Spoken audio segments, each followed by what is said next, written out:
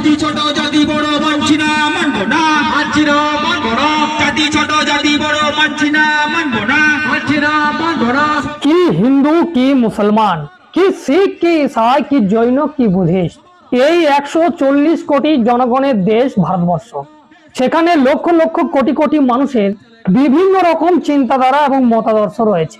এক ধর্মের মানুষ অন্য ধর্মের রীতিনীতি বিধিবিধান তারা পছন্দ করে না, তারা নিজস্ব ধর্ম মতে চলতে পছন্দ করে। এবং সমস্ত কিছুর মূলে এই দেশের যে সমস্ত জনগণ রয়েছে তাদের সকলকে স্বাধীনতা এবং সমানতার যে অধিকার দেয়, সেই অধিকার যে গ্রন্থটি আমাদেরকে দিয়েছে তার নাম হচ্ছে ভারতীয় সংবিধান। সেই ভারতীয় সংবিধানকে সামনে রেখে দেশের জনগণদের মনে করিয়ে দেওয়ার জন্য হাজার হাজার কণ্ঠে ভারতীয় সংবিধানের প্রস্তাবনা শপথ পাঠের মধ্য দিয়ে মাঝি পারগানা গাওতা পশ্চিমবঙ্গ 16তম বাস্তরিক সম্মেলন সফলতার সাথে সম্পন্ন হয়েছে। ভারতের জনগণ ভারতকে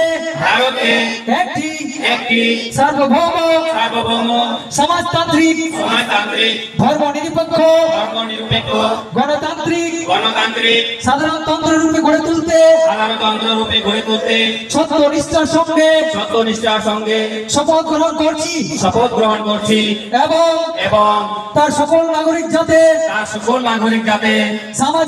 সামাজিক অর্থনৈতিক রাজনৈতিক ন্যায় বিচার চিন্তা মতপ্রকাশ বিশ্বাস ধর্ম এবং উপাসনার স্বাধীনতা সামাজিক প্রতিষ্ঠা অর্জন ও সুযোগের সমতা প্রতিষ্ঠা করতে পারে তাদের সকলের মধ্যে ব্যক্তি সংগ্রাম ও জাতীয় ঐক্য এবং সুনিশ্চিত করুন সৌভাতৃত্ব গড়ে তুলতে আমাদের গণপরিষদে আজ 1949 সালের 26শে নভেম্বর এত দ্বারা এই সংবিধান গ্রহণ করছি, বিধিবদ্ধ করছি এবং নিজেদের অর্পণ করছি।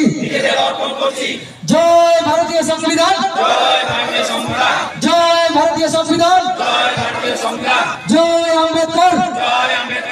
এবং এখানে মজার বিষয় হচ্ছে যে শুধু এখানে আদিবাসীরা জমায়েত ছিল না, এখানে এসসি এসটি ওবিসি এবং ধর্ম পরিবর্তনকারী বহু মানুষজন ছিলেন এবং তাদের মধ্যে অন্যতম মুসলিম সম্প্রদায়ের মানুষও ছিলেন। এবং সেখানে মুসলিম প্রতিনিধি হিসাবে একজন ছিলেন এবং তিনি তার বক্তব্যের মধ্যে বিরসা মুন্ডার কথা তিনি বলেন। পিছিয়ে পড়া জাতি যেটা সবাই বলে, কিন্তু এখানে এসে আমার মনে হলো না এরা আমাদের পথ দেখানোর জন্য যথেষ্ট। প্রথমে আমি শ্রদ্ধা জানাবো আমাদের ঋষি মুনি শহীদ বিরসা মুন্ডা, যে বিরসা মুন্ডা দ্বারা আদিবাসী জাতিকে চেনা যায়, নির্ভীক বীর যোদ্ধা, দেশপ্রেমিক, স্বাধীনতা সংগ্রামী। এবং কখনোই আমি বিরসা মুন্ডাজিকে আদিবাসী নেতা আমি ভাবি না, ভারতবর্ষের শ্রেষ্ঠতম স্বাধীনতা সংগ্রামী হিসাবে, দেশের নেতা হিসাবে আমি দেখি, দেশের বীর রত্ন হিসাবে আমি দেখি। এবং আরো যারা আছে, শুধু কারণ আরো এখন নতুন প্রজন্মে আরো অনেক নেতা আছে, তাদের নিরলস প্রচেষ্টায় আজকেও কিন্তু তারা আদিবাসী সমাজ তাদের কৃষ্টি কালচার, তাদের ঐতিহ্য এবং তাদের যে পরিচয় সেইটা তারা ধরে রাখতে পেরেছে। কিন্তু পুরো ভারতবর্ষে একটা প্রচেষ্টা চলছে আদিবাসীদের কাছ থেকে তাদের জল জঙ্গল পাহাড় কেড়ে নেওয়ার পরিকল্পনা চলছে, তাদের ভাষা তাদের সংস্কৃতি কেড়ে নেওয়া চলছে, তাদের বিভিন্ন রকম গোষ্ঠী করে বিভিন্ন রকম উপটোপন সুবিধা হয়তো দেওয়ার চেষ্টা করছে। কিন্তু সুবিধা দেওয়ার অধিকার দেওয়ার দুটোর মধ্যে ফারাক আছে। অধিকার কেউ দেয় না, অধিকার কেড়ে নিতে হয়। এবং আজকের এই সভায় যে বারে বারে স্লোগান দেখেছি যে জাতির রাজা নেই, সে জাতি তাজা নেই, এসসি এসটি ওবিসি মাইনরিটি ঐক্য জিন্দাবাদ এবং মূল্যবাসী জিন্দাবাদ, কোথাও না কোথাও ভারতবর্ষকে জোড়ার কথা বলছে। কিন্তু এই জায়গায় আমি দুঃখিত, আমি জানলাম এই এলাকায় আশেপাশে অনেক মুসলিম বস্তি আছে, তারা এখানে নেই কেন? একজন ভাইকে এখানে আমি দেখলাম, তিনি এখানে ছিলেন কিছুক্ষণ আগে, হয়তো নামাজের জন্য চলে গেছেন। কিন্তু কেন নয়, যখন পুরো দেশে এত বড় বিপদ, কার বিপদ কম না?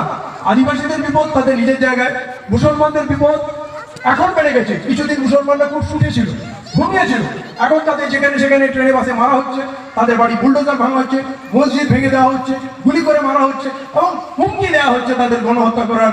সব থেকে বড় বিপদ, সংবিধানকে পোড়ানো হচ্ছে, বাবা সাহেবের মূর্তিকে ভাঙা হচ্ছে।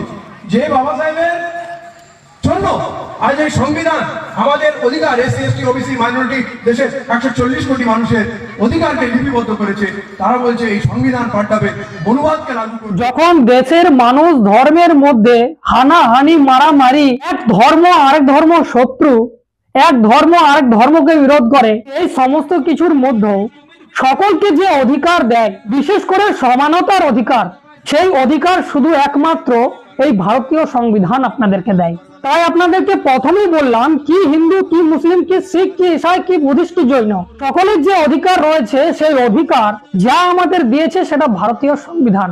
এই ধরনের একটা অনুষ্ঠান বা এই ধরনের ভারতীয় সংবিধানকে দেশের জনগণকে বারবার মনে করিয়ে দেওয়ার জন্য এই যে সংগঠন ক্ষুদ্র প্রয়াস করছে, তাকে নিয়ে আপনারা কি ভাবছেন? অবশ্যই আপনারা আপনাদের মতামত জানিয়ে যাবেন।